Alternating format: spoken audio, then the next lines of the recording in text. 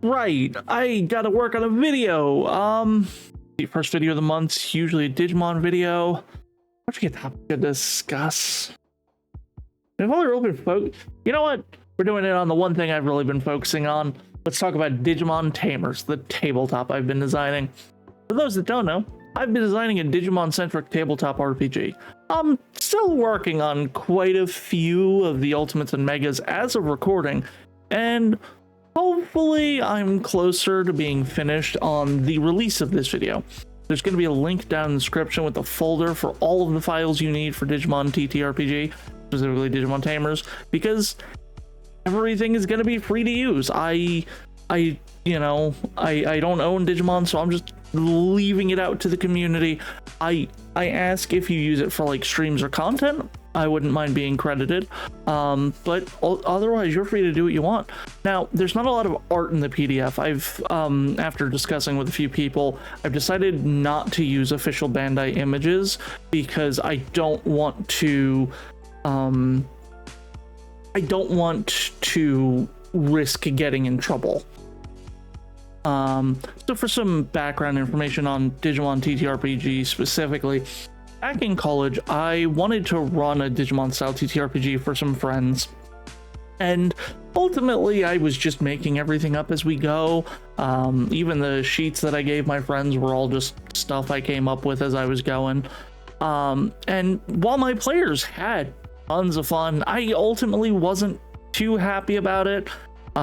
We wound up putting it down eventually and not picking it back up.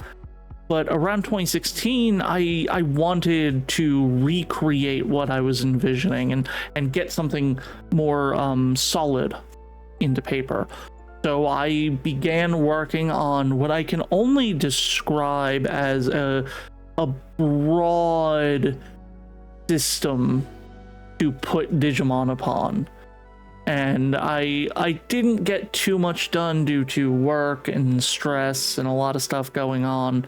So I shelved the project for a little bit without getting too far. But then in December of 2024, I sat down and I wanted this. I wanted to make it. I wanted to share it with people. So I found all my old documentation, even stuff from when I was running in college. And I just began to expand on things I liked, alter or remove things that I didn't. So without further ado, let's get into Digimon Tamers. So Digimon Tamers is a fairly simple tabletop system. It uses what I call the exploding 2d8 system. I don't really have a cool name for it, but put simply, when making any checks in Digimon Tamers, you're going to roll 2d8. If the die rolls an 8, you roll the die again, adding whatever it shows, and if it rolls another 8, you just keep going. You continue until you just don't roll an 8. Once you've finished rolling all of your d8s, you add your relevant modifiers and penalties. As you can see by this chart, based on your attribute, you get a relevant dice modifier, starting at +0 from 0 to 3, and every 4 attributes the modifiers increase by 1. The chart only goes up to 91, but from 92 on, you're able to just continue the pattern that's listed, and I even show that on the chart.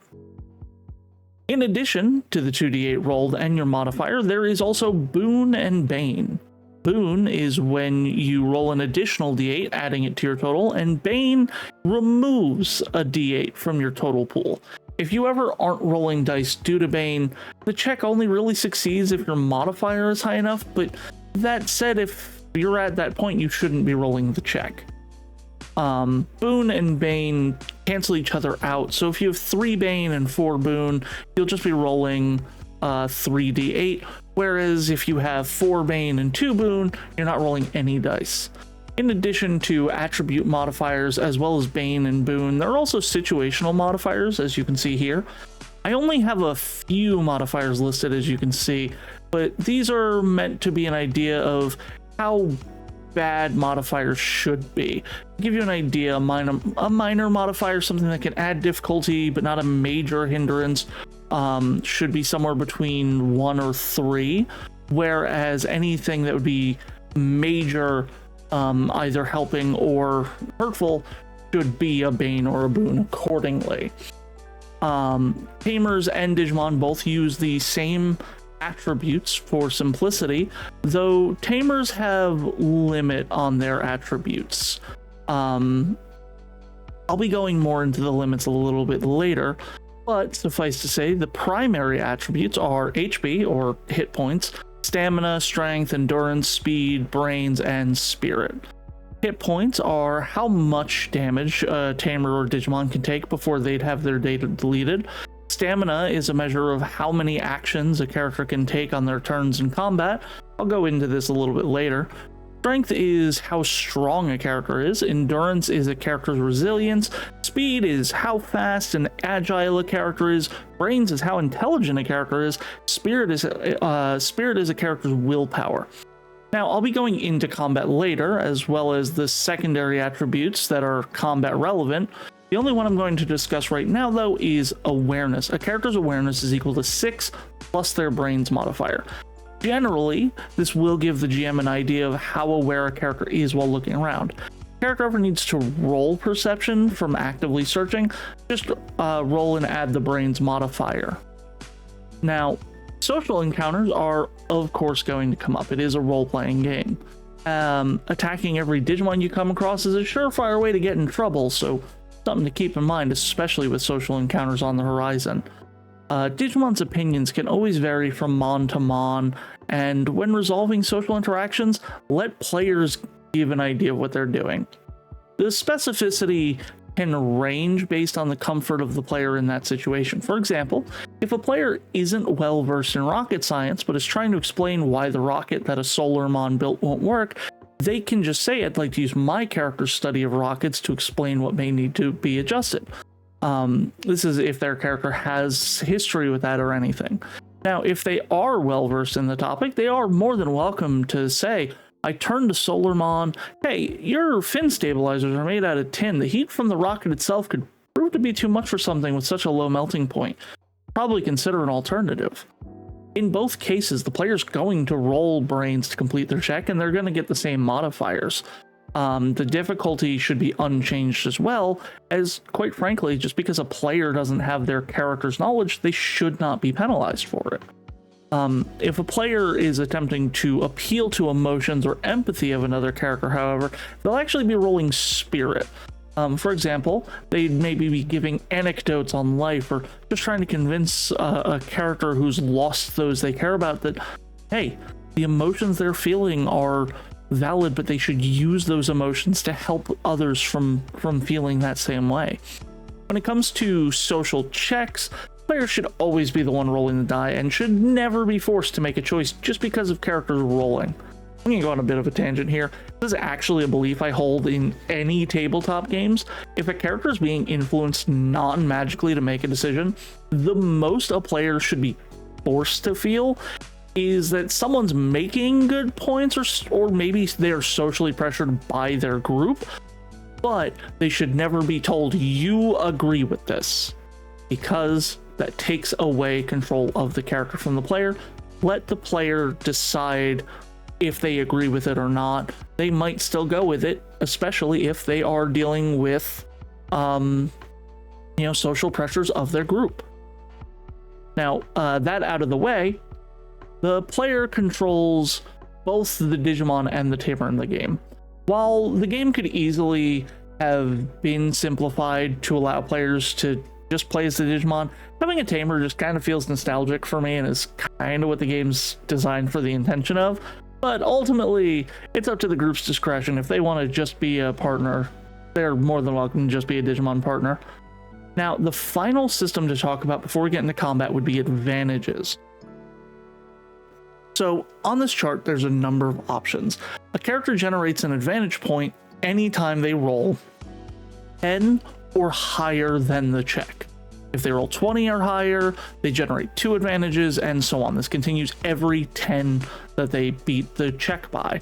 So if the difficulty value is an 8 and the player rolls a 38, they generate 3 advantage points to be spent on this chart. Some advantages are very specific in their use, such as the damage or the halftime, but ultimately you're able to get a lot of control over what you want to spend the points on. and advantages can be redeemed multiple times based on what type of check it is. So definitely keep that in mind. So what would a Digimon tabletop be without Digimon? You'll notice in the folder that there's an Excel sheet titled Digimon Lines. This is broken down into several sheets with drop-down menus from Baby Digimon to hopefully Ultra Digimon. There is a chance that I haven't finished all the other sheets. Now, this is where you can find all the Digimon's Digivolution requirements, their Digimon traits, the lines that they need for evolution, and just about everything you need to stat out your Digimon. I'll be getting into the character creation in a moment, which is where I'll more discuss that, but I want to discuss Digimon themselves here, as well as a few things related to them. Now, the state of the Excel document, as I said, is something that I, at the time of writing, can't speak to. I'm not sure how thoroughly I finished it. At the time of writing, I was maybe 10 champions away from being done with the champions sheet.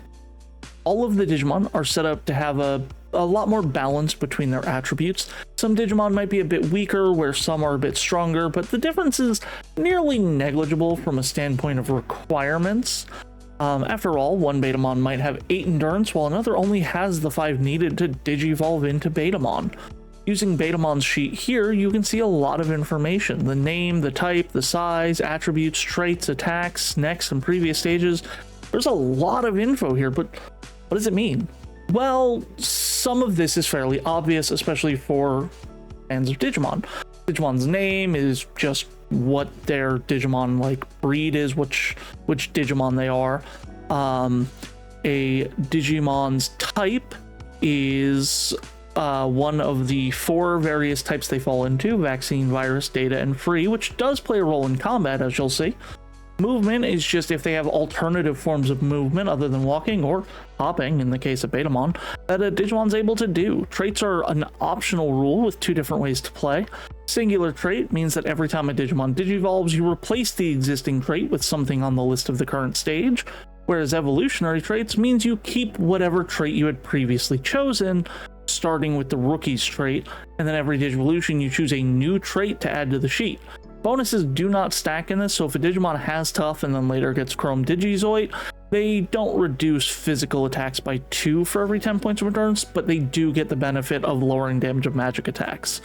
With the exception of HP and Stamina, attributes are all listed as either primary or secondary when determining if a Digimon's able to Digivolve, a topic we will get to in just a couple of seconds. You have to make sure that a Digimon meets all of its primary attribute requirements and at least 1 secondary requirement, if applicable. And I say if applicable because Ultra Stage Digimon, like Armageddon here, have only primaries, meaning you need all of your attributes to be at least those values. Now, with that in mind, for attacks, you'll notice that they have a bit of information in them as well. Attack name is just kind of reference. Type of attack is if the attack is magical or physical, which just determines the primary attribute to it. Designation, like I said, it's just kind of magical uses spirit, where physical uses their own personal body. You can see from Betamon that Electric Shock is magical and that Cutter Fin is physical. The stamina cost is how many stamina points the attack costs to use, which I promise you has a lot more thought put into them than they might seem. Damage, I'll go into more in combat, but notes are anything special about the attack. They have range, conditions, auxiliary effects, they'll all be listed here. Finally, the previous and next stage options, these are just Digivolution paths that Digimon's able to follow. I have tried to be somewhat generous anywhere I could, and it was so hard to narrow down exactly how I wanted to follow the Digivolution lines, so it just eventually became the less options I was given, the more generous I had to be about sources for Digivolution that I was going to use. Speaking of Digivolution, how does it work in Digimon Tamers? Well, this is where things get complicated. See, the base of Digimon Tamers is set that when a Digimon digivolves, that is their current form. That when Betamon becomes a Seedramon, it is Seedramon, end of story. That being said, I did include an optional rule listed as the Digi-Destined Digivolution rule, which is quite a mouthful, I understand. This allows a partner to revert back to their rookie stage and sets a stamina cost on Digivolution action that needs to be paid, and then in addition to that, there's also a stamina cost to maintain the stages. What's important though is that while a Digimon is in a rage stage, they gain benefits. Now, as you can see from this chart, these are the benefits a Digimon gets based on the stage they digivolve to. Very quick note, when following the Digi-Destined optional rule, these only apply to the higher stages that would have obtained them. So for example, if Betamon has 12 endurance and digivolves to Siegramon, while in the Siegramon form, its endurance is 17. When it reverts back to Betamon, its endurance goes back to 12. Any increases outside of this, however, such as training or winning battles, that gets applied to each stage. Can you DNA Digivolve? Well, alright, so DNA and Jagras Digivolution is a bit difficult to really parse. There has been multiple iterations of them through the series between games, anime, manga, and literally everything else. Base rules of Digimon Tamers allow for DNA Digivolution only with an NPC, because the reason for this is that with their Digivolutions being permanent, if two Digimon partners fused, one person would effectively lose their partner while the other is able to keep their partner. That said, if you are playing by the Digi-Destined Digivolution rules, I've actually created a whole different set of rules in mind for DNA Digivolution. Stamina cost is a bit higher, but Digimon acts on both Tamers' turns and uses the higher attributes of the Digimon used to form it. So the Digimon basically gets 2 turns, but also gets quite a bit of expenditure and stamina. What about other forms of Digivolution? I've definitely covered quite a few of them on my channel. Well, Warp was easy enough to create rules for. Basically, it takes one action, but still costs the stamina points to Digivolve and requires the Digi-Destined Digivolution rule. Biomerge, or Matrix Digivolution, is kind of mostly just fluff within the rules combining the Tamer and Digimon. Both of these also, like this one also requires the Digi-Destined Digivolution rules. Using items can be a little bit funky, but I also think that it could just be something done almost within the fusion. What about armor or X-Antibody Digivolution? Well, these will come later. The armor Digivolution requires the Digimentals to be able to access, which means ensuring that there are rules to balance how the Digimentals function, ensuring that if someone really likes Raidramon, they aren't locked out of it just because the Patamon Tamer really likes Stegomon because they've watched too much ASDF movie. I wanted to be able to give both of these forms the proper evolution care and tweaking to ensure that they're given the love and care they deserve. So what about Dark Digivolution? Alright, listen here. First off, I do have rules for Dark Digivolution. That said, I don't know why I wrote them.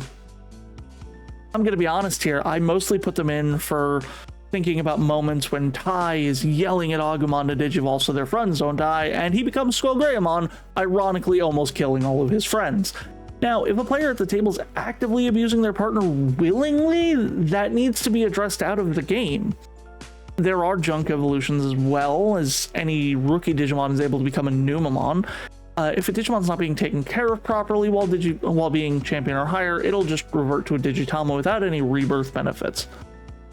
I don't know why I wrote rules to accommodate it.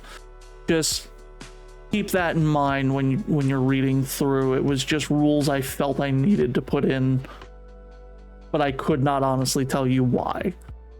And the last form of evolution we're talking about, what about spirit evolution? Get out. Get out. Realistically, we've got Biomerge, which could technically be used for spirit evolution. Quite frankly, I haven't put in any of the Digimon spirits yet. They might come later. Those who know me know that I'm a big fan of the spirits. It's just not Frontier. They're going to be more, if they get put in, they're going to be put in more as their own Digimon and not as a spirit evolution thing. So what if Digimon dies in battle?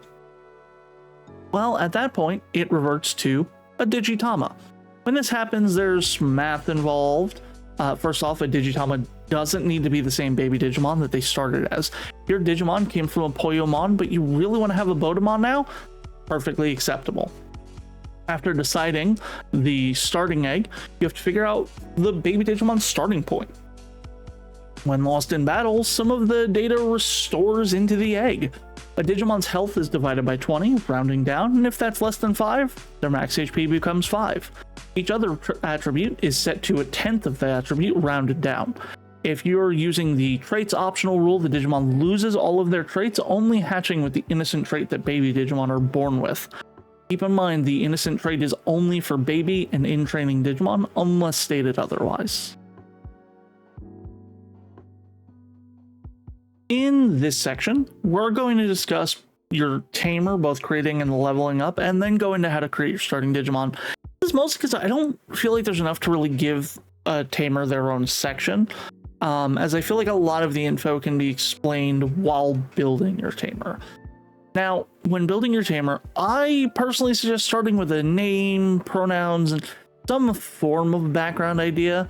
It doesn't need to be fully fleshed out, but something as simple as mechanical engineer tired of office work can give you a lot of info to work with, especially for mechanical standpoints. From here, everything is going to get a lot more rule-centric, so having these at the start can really influence a lot of what you decide. A tamer starts with 9 HP and then a 3 in every other attribute. They have 21 points to spend on their attributes, with no attribute being able to go above 10 in character creation, HP being locked to 30 in character creation.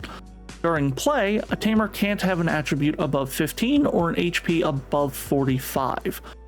Now, for every 1 point you spend on HP, you actually increase the total by 3. So if you spend 3 points on your HP at the start, you have 18 hit points. Everything else is just 1-to-1.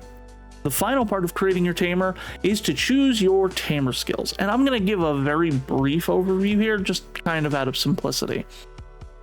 Ace students gain bonuses while researching or finding information.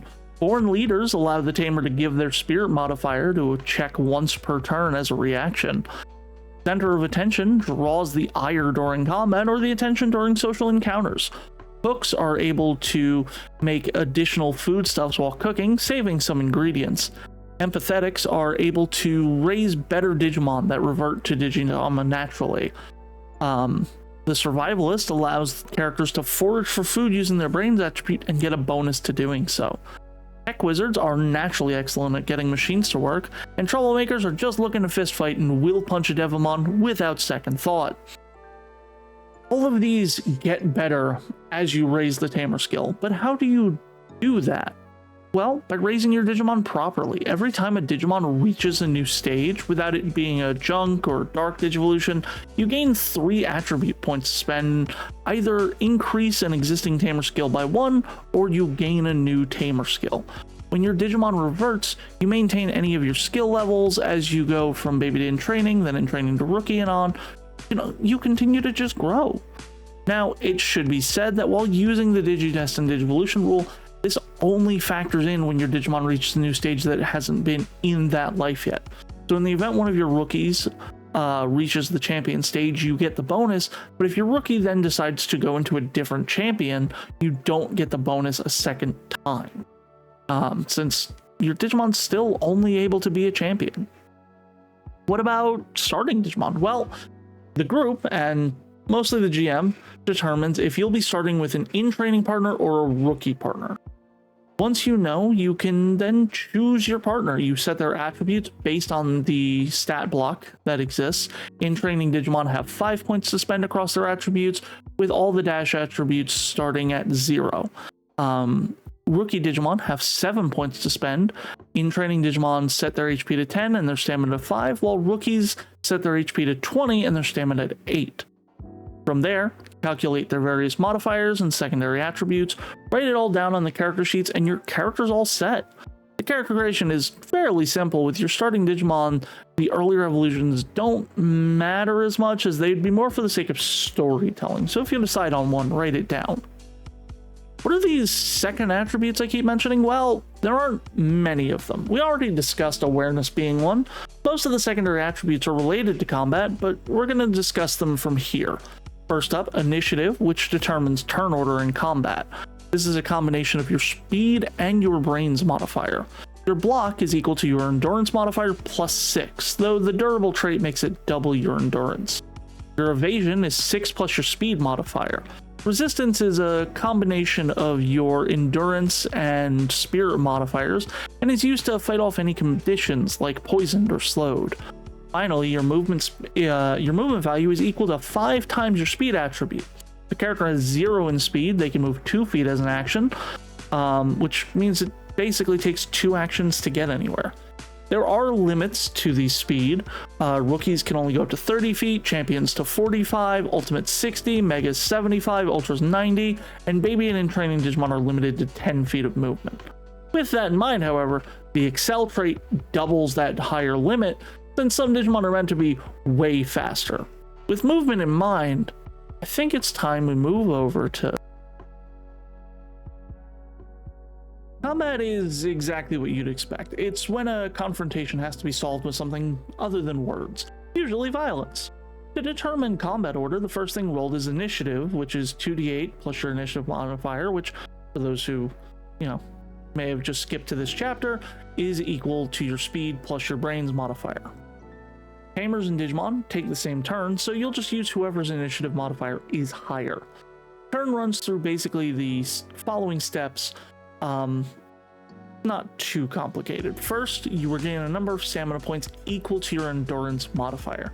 Next, you take actions. You get 4 actions per turn, which are divided between, used as you will between your tamer and your Digimon. You can spend them all on your Digimon or all on your tamer. The actions are as follows. Full movement speed, which costs 1 stamina. This just lets a character move their speed. Use item is just activating one of the various items available for characters. There are healing items, boost items, many of which will be more beneficial out of combat, but as we all know, combat healing items are always useful. Use item is specifically used by the tamer, not by the Digimon themselves, because of the way that the base Digimon tamers is set up to just swipe the card through a D arc. Use item only costs 1 stamina. Idle skills are things that you don't need to focus on, but can still distract you a little bit. This would be stuff like actively recalling some complicated information, or giving your area a once over to see if there's anything helpful immediately. And this also only costs 1 stamina. Active skills are quite the opposite. They are things that take focus to be able to do. Things like researching something or activating complicated machinery. Since this requires a lot of focus, these actually take 2 stamina, but keep in mind the more complicated it is, the more likely it might take multiple turns to complete. Next up is the attack action, which actually has a variety stamina cost. This is actually found on the Digimon stat sheet, as we had discussed before. A tamer does also have an attack, but their attack costs 1 stamina and only has a damage rating of 1.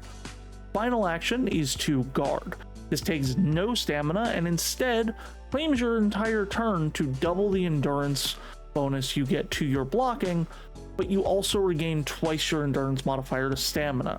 So if you take the guard and your endurance modifier is a 2, now your blocking is actually a 10, and you gain 4 more stamina in addition to the 2 you gained at the start of the turn.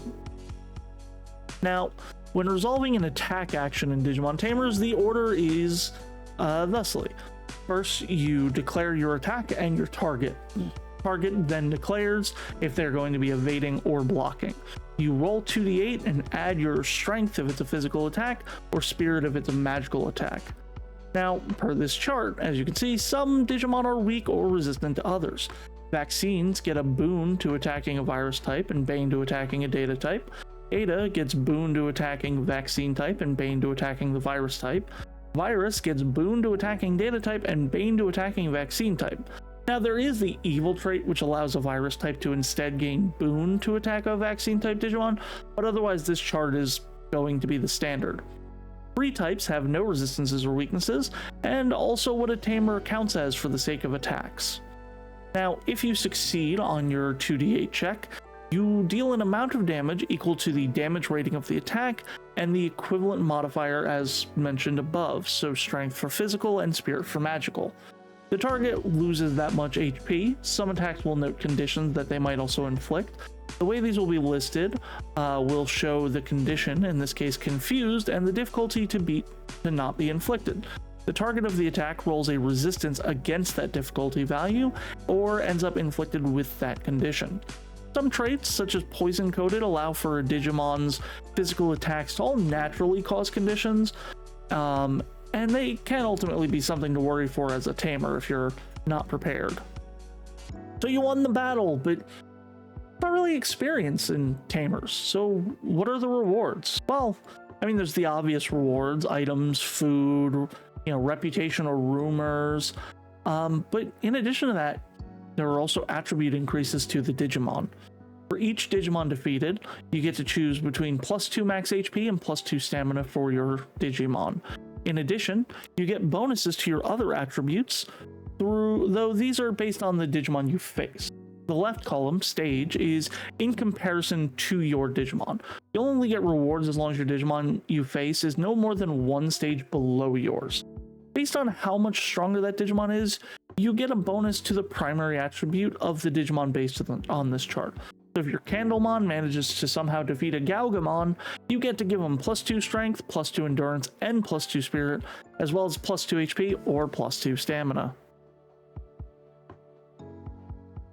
When it comes to running Digimon Tamer, it isn't too difficult from running other tabletop games. As a game master, the most important things are guiding the story, tracking the rules, controlling the various non-player characters that inhabit the world, and the number one important duty, making sure everyone's having fun. Creating encounters, something required of the game master, I have rules for in the PDF, but just keep in mind that encounter building is kind of hard to judge. You'll find a rhythm for the encounters as you get more into it, and it's just something that you'll have to get an idea for. The first step you should probably take is getting an idea of how dangerous you want an encounter to be. Here you can see a rough idea of how to balance encounters. Mind you, there isn't really like a set stat block to pull from. When creating enemies, you just simply follow the attributes listed in the Excel sheet, with the HP and stamina starting at 5 HP and 3 stamina for baby Digimon, and just using the evolutionary chart from there.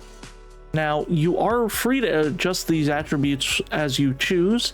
Just keep in mind that the minimums needed for the evolution, as well as the maximum amount needed for them to digivolve. It wouldn't make sense for a Geogreymon to only have 10 strength when its minimum is 24, but it also wouldn't make sense for an Agumon who has 24 strength and all the other requirements to still be an Agumon. There are quite a few tips and tricks for running Digimon tamers that exist in the Game Master section. Things like rewards, creating tension, such like that, all of which, just ideas that I keep in mind even for other tabletops. There are also a few different optional rules to keep in mind, as well as one set of rules that isn't written as optional but can easily be taken as optional. Now, we already discussed the Digidestin Digivolution rule a bit. Next up, we're going to talk about the aging rule. This is a rule specifically designed to create tension in the game, to basically put a clock on the players where they have to, after so much time, take a downtime or end up in a situation they're not going to be okay. Now, this rule doesn't work with the Digidestin Digivolution rule particularly, so definitely keep that in mind. This basically makes the game much more akin to the Digimon World 1 game for PlayStation 1. Digimon start with a 15-day lifespan that resets every time they digivolve. Megas and Ultra are exceptions, where Megas can live up to 19 days and Ultras can live up to 24 days. There's also an equipment added that doubles the age limit of a Digimon, making them live for up to 30 days, with Megas living up to 38 and Ultra living up to 48. Breasts, as it stand, have no actual rules attached to them. In Digimon Adventure, they're kind of MacGuffins designed to just give them some added utility. So if you plan to use crests and you want them to have relevance and special abilities, I'd suggest planning out what each one can do while you're planning the campaign and go from there. Make sure to advise your players that you'll be giving out crests and make sure they understand what kind of criteria may influence who gets what crests unless you're letting them choose. Survival rules exist within Digimon Tamers. While this isn't listed as an optional rule set, if you feel that it is slowing down the game too much or it is dragging down the fun, you are more than welcome not to utilize it. When it comes to food, Tamers only need 1 food per day, but a Digimon's amount of food required depends on their stage.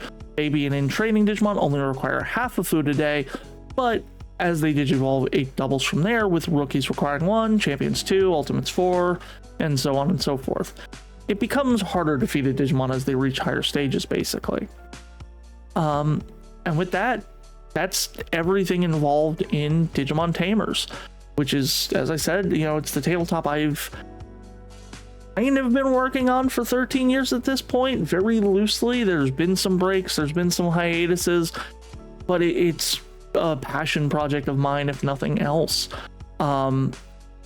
If you play the game, there is a form on the PDF, like a Google form, where you can go in if you notice that there are rules that you'd love to see, or things that you want added, or even just if you want to tell me about your experience in a kind of private way, feel free to fill that out. There's also a credits page where I have a few friends listed that have helped out by either giving me ideas, helping me write things, or even just, a couple of them were alpha testers.